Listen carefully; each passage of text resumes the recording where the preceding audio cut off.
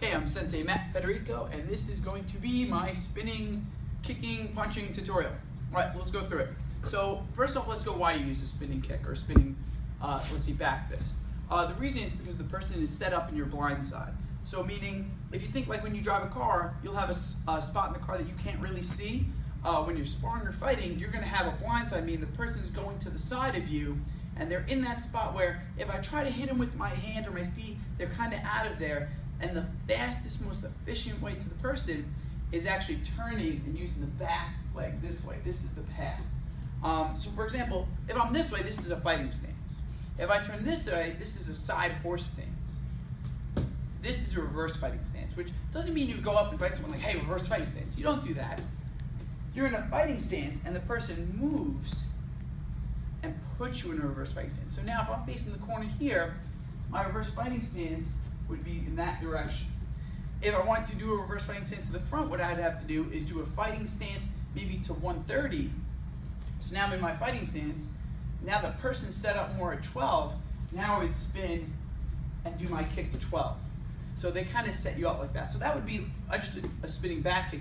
If I want to say a crescent or a hook, we can go over those. If I want to do a spinning crescent, my hip has to come first. Once my hip gets there, then I can crescent. If I want to do a spinning hook kick, I'm not going to actually turn my hip. It's actually, spinning hooks is almost like a lazier version. I turn, I leave my hip behind me, and I hook at the end of it. So that would be like more of a spinning hook. So let's go back through this. Fighting stance, offensive, moving forward, be able to strike. I got my front hand, my back hand, my front foot, back foot. Side horse stance, I got my front hand and my front foot. But I make it much more difficult to use my back hand and my back foot. Not that it is impossible, but it makes it much more difficult. Reverse fighting stance, now I'm using my back half to my blinded side. Spinning kick, so spinning back kick, crescent kick, hook kick. If you try to do a spinning kick from this point, right, so say I was going to spinning kick 12 o'clock from here, by the time I really got there isn't going to be a person there. I'm not going to be able to pull a lot of power into it. So if I want to do it efficiently, I'll do it on the other side.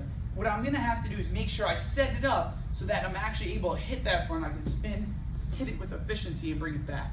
That's a little bit more of a hook kick. I like to hook on my left side. All right, so again, one more time. Spinning kicks. Let's lastly finish on spinning back fist.